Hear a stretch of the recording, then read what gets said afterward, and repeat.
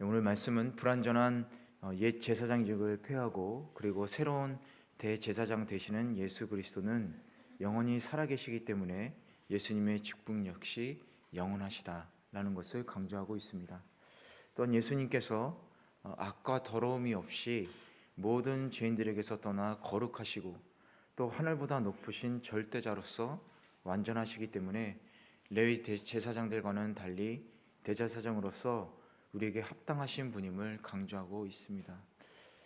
여기서 우리는 몇 가지 교훈을 배울 수 있는데, 먼저 23절에서 25절 말씀을 통해서 배울 수 있는 것은 성도는 불완전하고 일시적인 세상이 아닌 완전하고 영원하신 예수님의 힘을 입어 살아야 한다라는 것입니다. 다시 한번 23절 25절을 함께 읽어보도록 하겠습니다. 시작. 레위 계통의 제사장들은 죽음 때문에 그 직책을 계속 수행할 수 없기 때문에 그 수가 많았습니다. 그러나 예수께서는 영원히 사시는 분이시므로 제사장직을 영원히 누리십니다. 그러므로 예수께서는 자신을 통해서 하나님께 나오는 사람들을 온전히 구원하실 수 있습니다. 그는 항상 살아계셔서 그들을 위해 중보기도를 하십니다. 먼저 히브리서 저자는 23절과 24절을 통해서 레위 계통과 그리스도의 제사장직을 비교하며 예수 그리스도의 제사장직의 우월성을 강조하고 있습니다. 레위 계통의 제사장들은 죽음으로 인해서 제사장직을 감당할 많은 사람들이 필요했지만 예수님은 영원히 살아계신 분이시기 때문에 뒤를 이을 다른 제사장이 필요하지 않았던 것이죠. 예수님의 뒤를 이을 제사장이 필요하지 않다는 것은 예수님께서 제사장으로서 행하시는 사역의 완전함 그리고 영원하심을 나타내고 있습니다. 또한 예수님의 영원성은 레위 계통의 제사장들의 일시성과는 달리 그의 제사장직이 영구적이고 또 최종적인 것을 뜻합니다. 레위 계통의 제사장들의 일시성이란 언젠가 그들이 죽기 때문에 그런 것을 말하고 있죠. 이런 이유로 이제 누구든 예수 그리스도께서 성취하신 대속 사역을 믿는 자들은 예수님을 통해서 담대히 하나님 앞으로 나아갈 수 있게 되었다라는 것입니다. 구약 시대 제사장의 의무가 바로 백성들과 하나님을 만나게 해주는 그 중보자 역할을 했기 때문에 그런 거죠. 자신을 통해서라는 말이라고 써 있는데, 이 자신을 통해서라는 말은 이 개역개정 성경을 보면 자기를 힘입어라고 써 있습니다.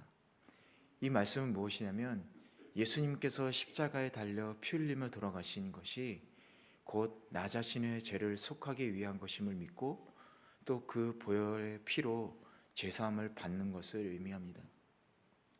그리고 하나님께 나오는 이것은 예수 그리스도의 피로서 죄사함을 받고 또 그동안 죄로 인해 하나님과 단절되었던 관계를 회복하고 하나님께 나아가는 것을 의미합니다.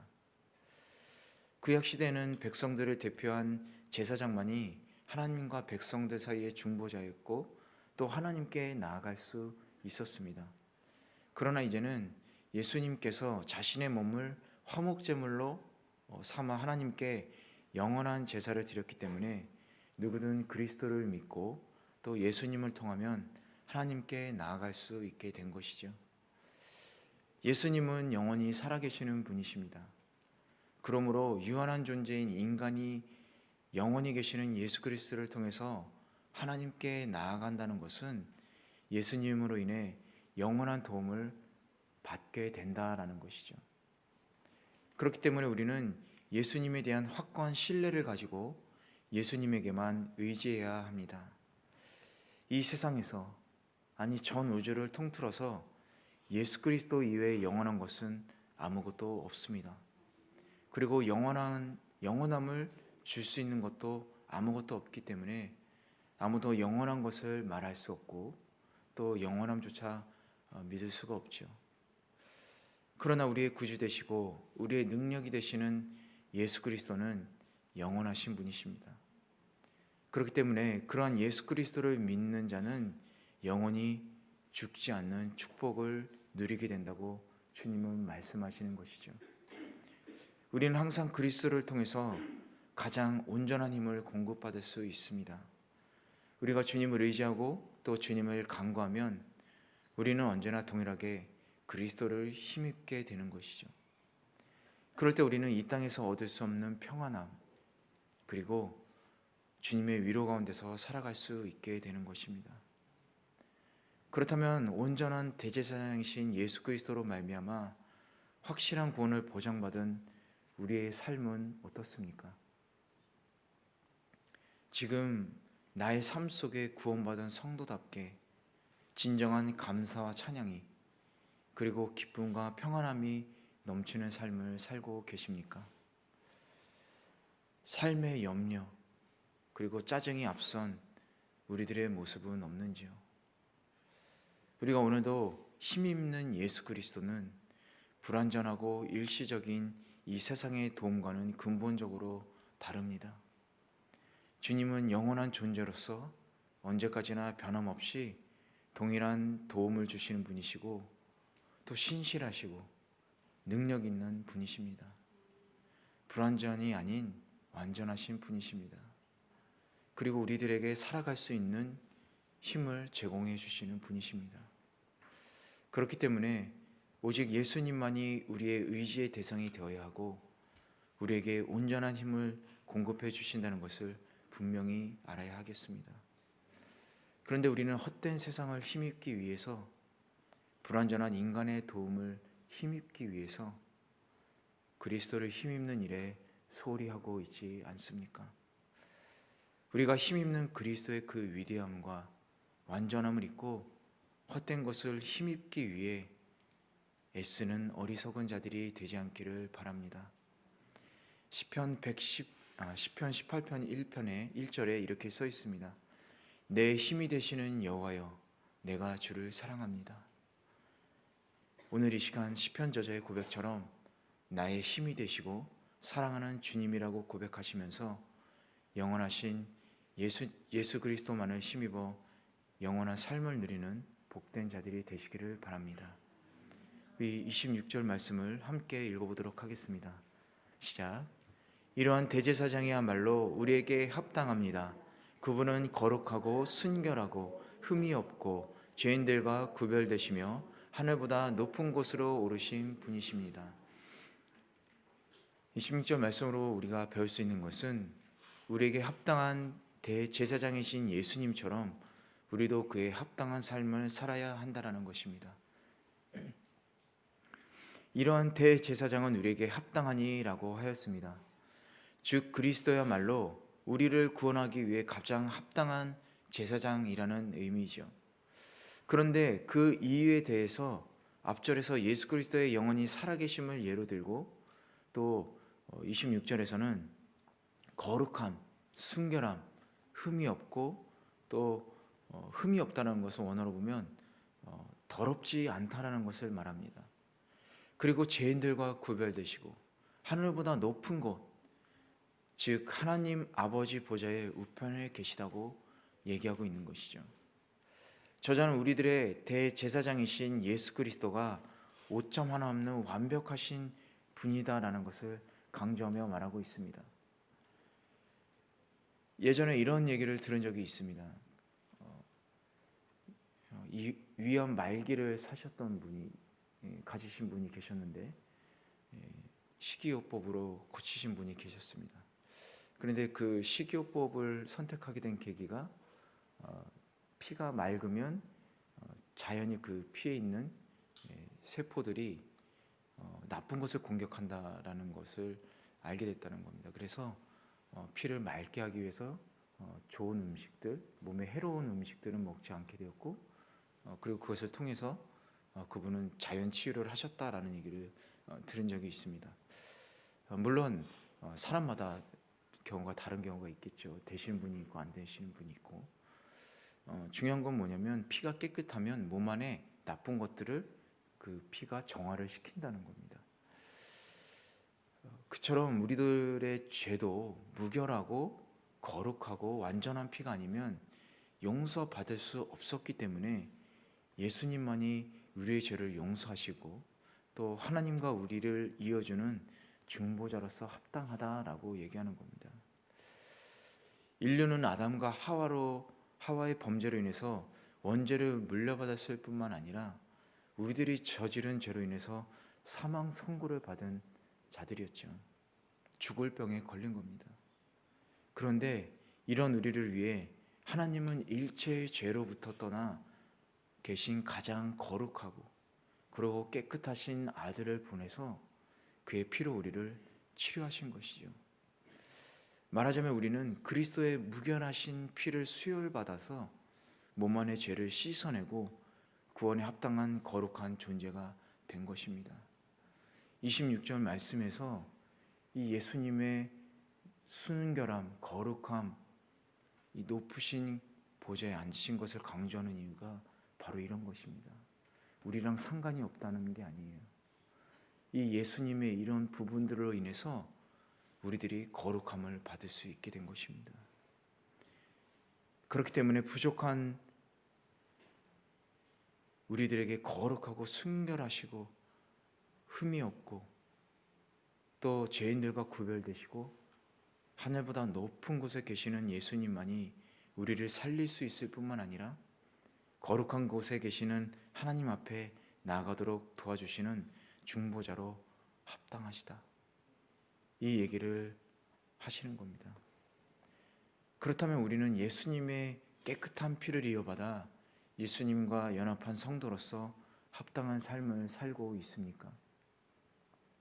무결한 깨끗한 피가 온몸에 돌아서 건강해졌는데 다시 몸에 좋지 않은 유해한 죄를 집어넣고 있지 않습니까? 무결한 깨끗한 피가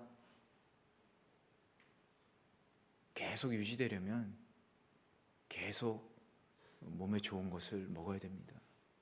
우리 말씀도 먹어야 되고요.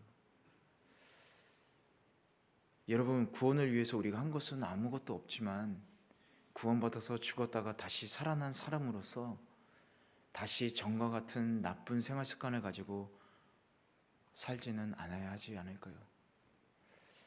피가 깨끗해졌으니까 이제 죄의 나쁜 것이 들어오면 다시 자연 정화되지 않을까요? 그래서 우리가 회개할 수 있는 겁니다. 우리가 회개하면 주님의 피로 다시 깨끗하고 거룩해질 수 있는 것이죠. 뿐만 아니라 이처럼 좋은 선물을 주신 하나님에게 우리가 그 어떤 불평이나 또 원망을 할 수 없을 것 같습니다. 오히려 우리는 감사해야 하지 않을까요? 그리고 무언가 달라고 기도하기보다 주님께서 주신 그 생명의 은혜와 또 새 삶을 주신 축복에 대해 어떻게 보답할 수 있을까를 먼저 생각할 줄 아는 성숙한 성도들이 되어야 하겠습니다. 내가 거룩하니 너희도 거룩하라. 주님은 이렇게 말씀하셨습니다. 이 거룩한 피를 받은 성도로서 이 세상에서 합당한 삶을 사시기를 바랍니다. 마지막 27절, 28절을 통해서 배울 수 있는 것은 예수님은 우리들에게 주신 하나님의 최고의 선물입니다 라는 것입니다. 우리 27절, 28절 말씀 함께 읽어보도록 하겠습니다. 시작. 다른 제사장들처럼 먼저 자신의 죄를 위해 그 다음에 백성들의 죄를 위해 날마다 제사를 드릴 필요가 없습니다. 이는 그분이 자신을 들여 단번에 이 일을 이루셨기 때문입니다. 율법은 연약함을 가진 사람을 대제사장으로 세웠으나 율법 후에 주어진 맹세의 말씀은 영원히 완전케 되신 아들을 대제사장으로 세웠습니다. 대제사장이신 예수 그리스도께서 죄와 흠이 없는 자신을 희생제물로 단번에 하나님께 영원한 속죄의 제사를 드렸기 때문에 우리는 이제 더 이상 제사를 드릴 필요가 없게 되었습니다. 이제 하나님께 나아가려면 희생제사가 아닌 예수님을 믿는 믿음에만 의지하여서 나아가야 하는 것이죠. 율법에 기록된 제사 제도 없이 우리가 하나님 아버지의 거룩함에 나아갈 수 있게 된 것입니다. 속죄제를 위해 짐승을 잡을 필요도 없고 또 이 얼마나 감사한 일들을 우리가 경험하고 있는 것입니까? 그러나 우리가 여기서 분명히 기억해야 할 것이 하나 있습니다. 그것은 율법이 결코 거룩하지 않다거나 무가치했기 때문에 이를 폐지하고 예수님을 보내신 것이 아니다라는 사실입니다. 마태복음 5장 18절에도 율법 가운데 한 점, 한 획이라도 없어지지 않고 다 이루어질 것이다 라고 기록되어 있습니다. 이것은 율법의 완전함을 말하는 것이죠. 그러므로 불구하고 하나님께서 왜 율법과 제사장 제도를 폐지하시고 새로운 대제사장 되시는 예수 그리스도를 세워 복음을 선포하게 하신 것일까? 그것은 오직 우리에게 더 좋고 완전하고 영원한 구원과 축복을 주시기 위해서라는 것입니다. 다시 말하면 구약의 율법도 거룩하고 제사제도 역시 큰 축복이었습니다. 왜냐하면 그렇게 해서 우리들이 하나님 앞으로 나아갈 수 있었기 때문에 그렇습니다. 그러나 그리스도를 통해 오는 완전한 구원과 축복에 비하면 불완전하고 부족한 것이었기 때문에 이를 폐하신 것이다라는 것이죠. 왜냐하면 율법은 완전하지만 제사제도는 완전하지만 그것을 받은 제사장들이 불완전했기 때문에 그렇죠. 연약한 존재였기 때문에 그렇습니다. 그리고 하나님께서는 우리에게 더 좋은 영원한 축복을 주시기 위해 하나밖에 없는 독생자를 보내신 것입니다. 따라서 우리는 이것을 통해 하나님께서 우리에게 얼마나 좋은 것을 주시기 원하시는가 다시 한번 생각해 볼 필요가 있습니다. 그런데 이 땅의 많은 사람들은 이 사실을 받아들이지 않고 오히려 터무니없는 오해와 어리석음으로 하나님을 거부하기도 합니다. 즉 하나님을 믿으면 지금까지 누려오던 많은 즐거움을 버려야 하지 않을까, 그렇게 생각해서 믿으려 하지 않습니다. 하지만 이러한 생각이야말로 사탄과 그리고 하나님을 철저하게 혼동하는 어리석음이라고 얘기할 수 있습니다. 왜냐하면 사탄은 처음에는 좋은 것을 주는 것처럼 보이지만 나중에는 파멸과 죽음만을 얻게 되기 때문입니다. 그러나 하나님은 언제나 이와 반대이십니다. 하나님께서는 처음에는 빼앗아가는 것처럼 보이지만 결국에는 가장 크고 좋은 것을 우리에게 주시고 또 누리게 하시기 때문에 그렇죠. 그렇기 때문에 예수님은 우리에게 주신 하나님의 최고의 선물입니다. 율법을 빼앗고 제사제도를 없앤 것이 아니라 예수님을 통해서 완전하게 이루셨기 때문에 그렇습니다. 오늘 말씀을 통해 하나님이야말로 우리에게 가장 좋은 것을 주시기 원하는 분이심을 여러분 다시 한번 기억하시기 바랍니다. 그리고 날마다 성경을 통해 이러한 사실을 증거하는 많은 증인들의 목소리를 들으시기 바랍니다. 그래서 이 땅에 무슨 일이 일어나서 저희들이 그것을 만나든지 이러한 믿음으로 끝까지 싸워 승리하시고 믿음의 선지자들이 받았던 그 동일한 구원과 축복, 그것을 영원토록 누리는 복된 성도들이 되시기를 바랍니다.